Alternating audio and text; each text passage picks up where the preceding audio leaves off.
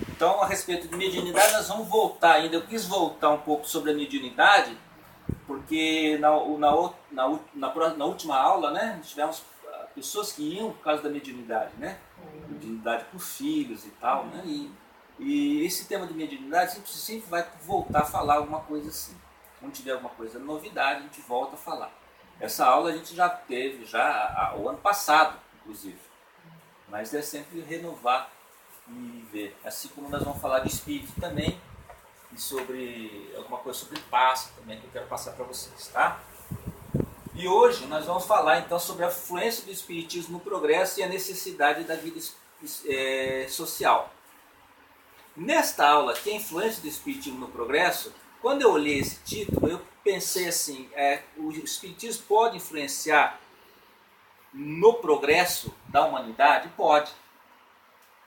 Depois eu lendo a aula, eu estava pensando em fazer uma outra abordagem, mas na realidade o tema da aula é falar da evolução do espiritismo desde Moisés, passando por Cristo, e o espiritismo como sendo continuador dessas ideias de Jesus. Então, seria no caso assim.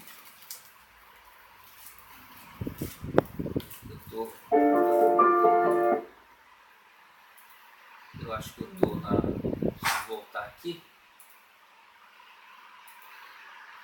Aqui. Nós temos aqui então, por exemplo, a primeira revelação é a doutrina de Moisés, que ela ficou circunscrita ao povo judeu. Então nós vemos aqui Moisés com as tábuas das leis. Então tudo que os judeus, né, o povo hebraico, digamos assim, aprendeu é sobre as leis morais. Não roubar, não matar, honrar pai e mãe. São leis morais. Possivelmente não chega a ter uma ética assim, né? Mas são regrinhas do povo que vivia naquela época. Então, ficou muito restrita ali. Quando chegou Jesus, que é a segunda revelação, ele veio para causar. Ele falou assim, olha, eu não vim destruir a lei, mas sim dar-lhe complemento. Eu vim melhorar as coisas aqui. Então veio mais completa.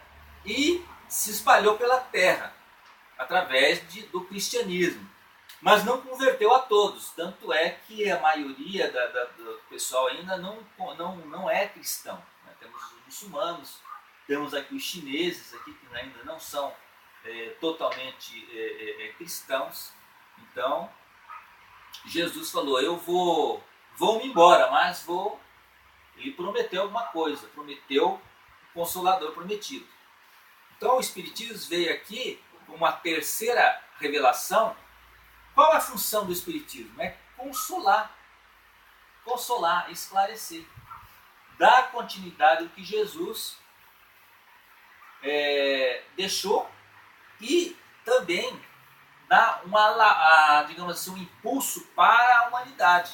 Vai converter a humanidade em uma coisa que a espiritualidade com a ciência, ou a religião com a ciência, tem que estar unidas. Então o Espiritismo, como a terceira revelação, veio então completo, com raízes em todas as crenças, e converterá sim a humanidade. Este aqui que é esse converterá a humanidade, é que está a chave do progresso da humanidade, progresso moral e intelectual. Então nós vemos aqui que Kardec fala assim, caminhando a par com o progresso, ao lado do progresso, o Espiritismo jamais será ultrapassado. Por quê? Se novas descobertas lhe mostrarem estar em erro acerca de um ponto qualquer, ele se modificará neste ponto. Se uma verdade nova se revelar, ele a aceitará. Então, o Espiritismo não é a verdade, ele está em busca da verdade. Se for provado uma teoria de uma verdade maior ou melhor explicada, nós vamos aceitá-la sem nenhum problema nesse ponto. E Albert Einstein, ele fala assim, a religião do futuro, aqui ele fala em religião, será cósmica, Isso será cósmico, é uma religião natural. O que é o Espiritismo? É uma religião natural, não tem dogmas, né?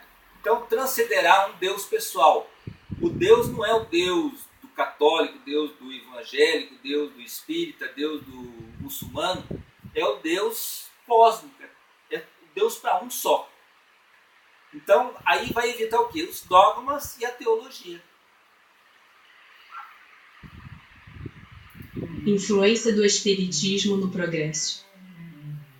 O Espiritismo se tornará crença comum ou ficará sendo partilhado como crença apenas por algumas pessoas?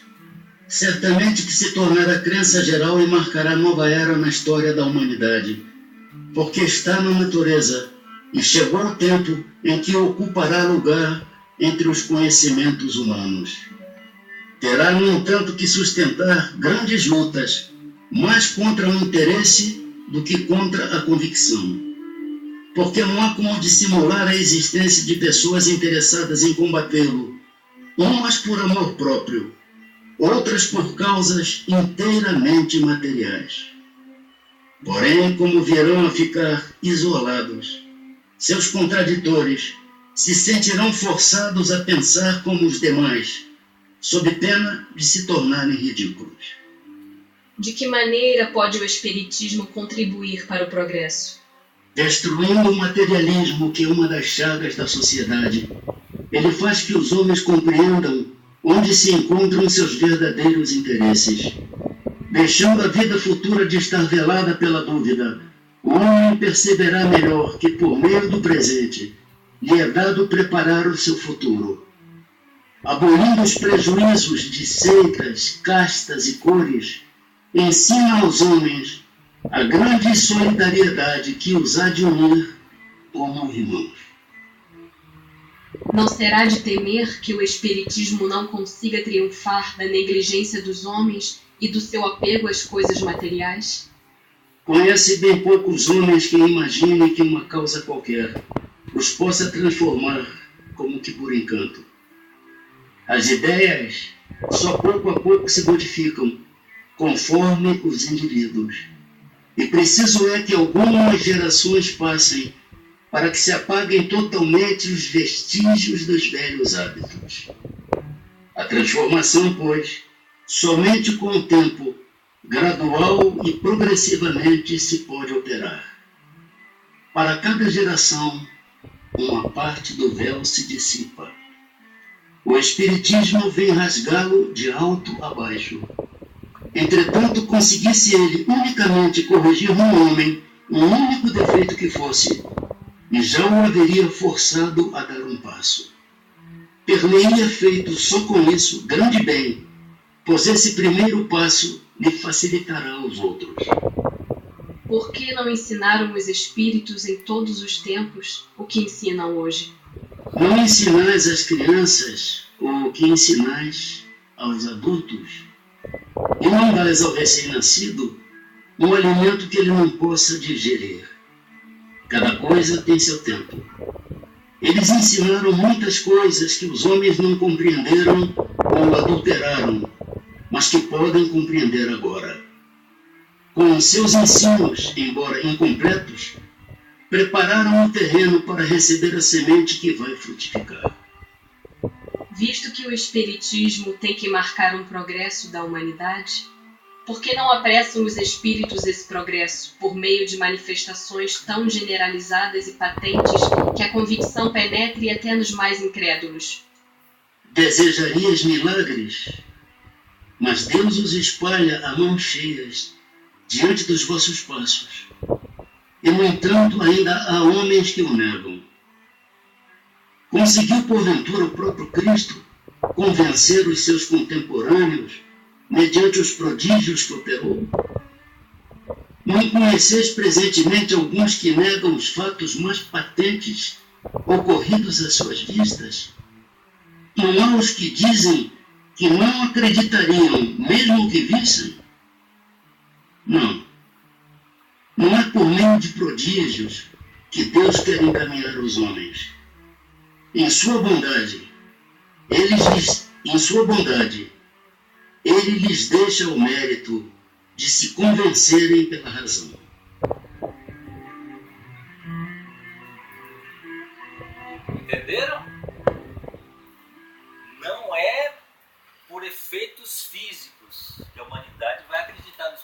espiritismo vai se modificar, mas sim pela razão.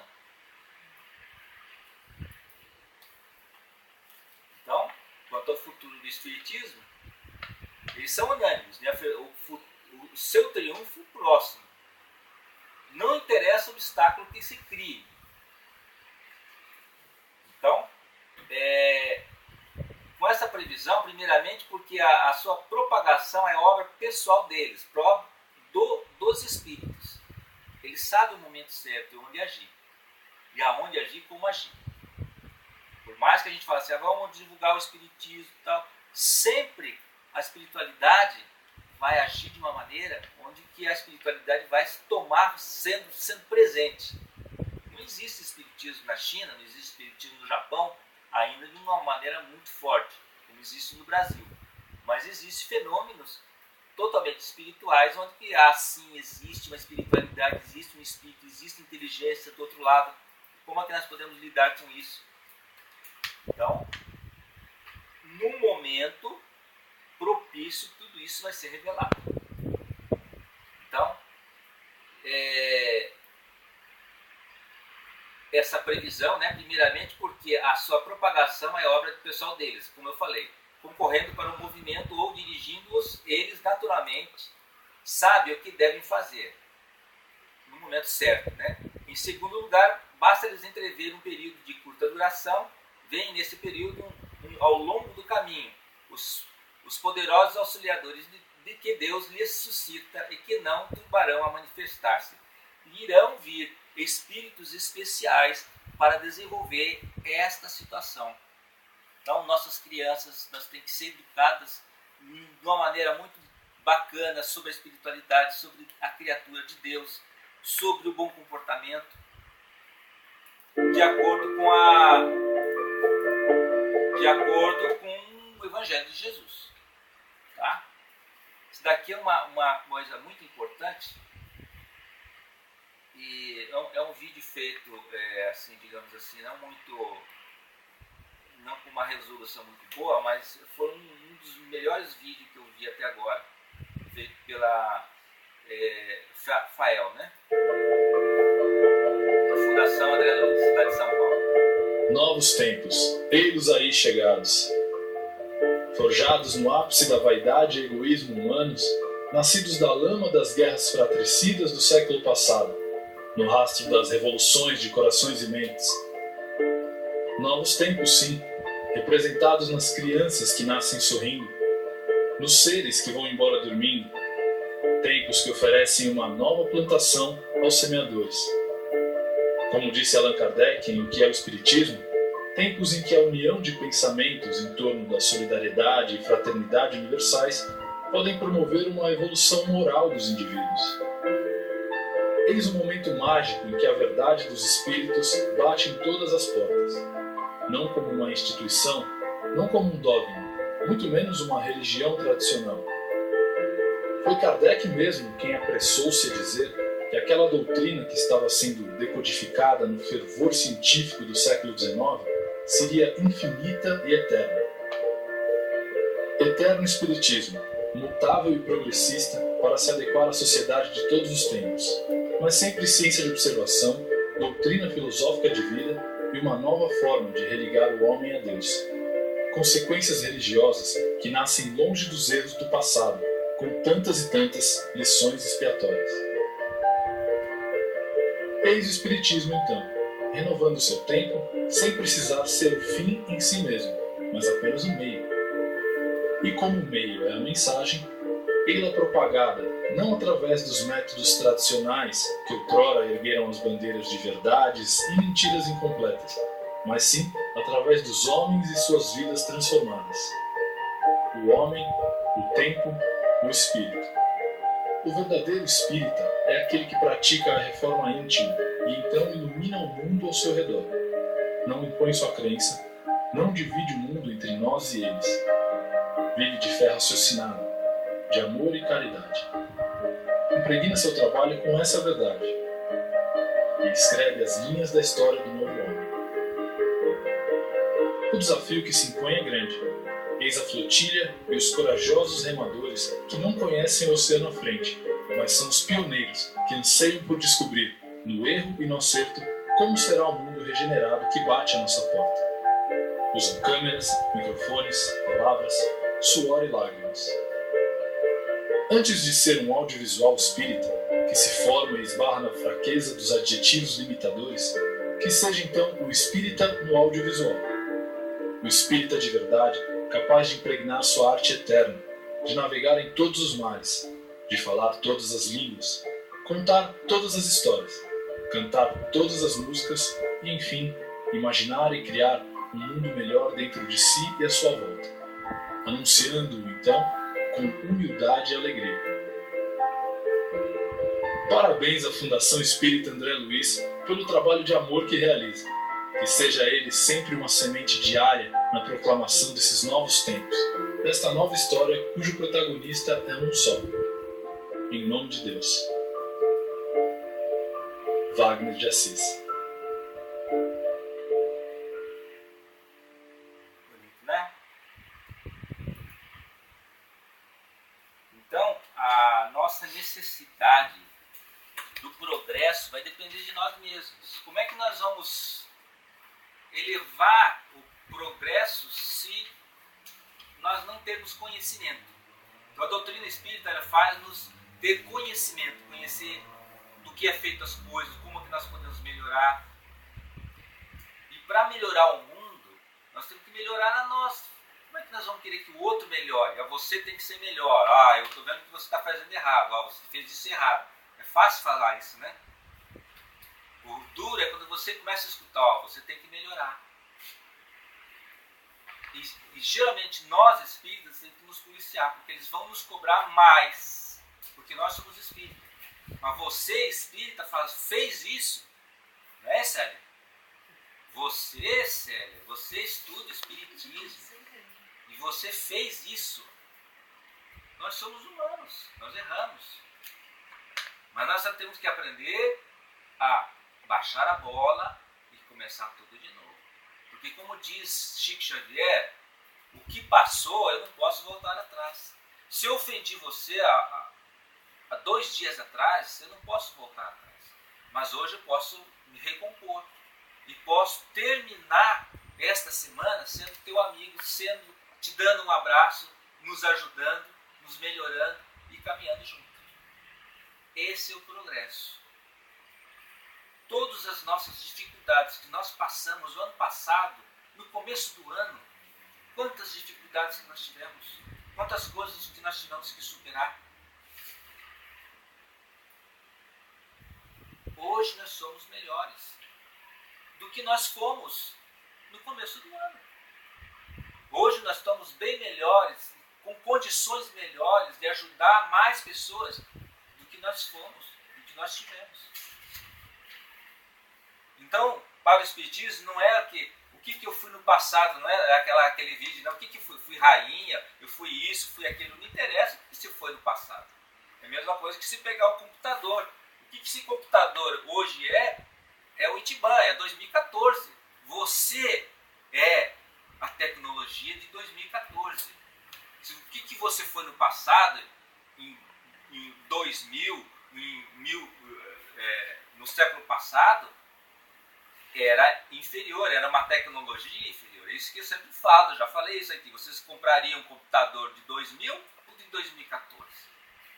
Vocês queriam uma tecnologia de 2000 ou de 2014? É claro que é de 2014. Então nós somos melhores, porque nós tivemos todo aquele experiências de vidas passadas e hoje nós somos melhores. Agora nós temos que sempre nos reprogramar, nós temos que nos reconstruir. Nós não nascemos prontos, nós estamos sendo construídos. Tá certo? Então nós vamos ver depois uma explicação interessante sobre isso. Outra coisa que tem no Espiritismo e tem na filosofia, digamos assim, isso é filosófico, é que nós, quando estamos no carro, nós temos um para-brisa enorme na nossa frente, para nós vermos o que nós vamos enfrentar. Só que não adianta nada nós termos um para-brisa enorme sem saber aonde ir. Então não interessa qual rua pegar, você pode pegar qualquer rua, se você não sabe onde ir, qualquer rua serve, não é mesmo? Outra coisa, dentro de um carro nós temos o retrovisor. Quem dirige aqui? Você dirige, quem dirige sabe. Nós temos que ver sempre o passado, mas como referência, o que ficou.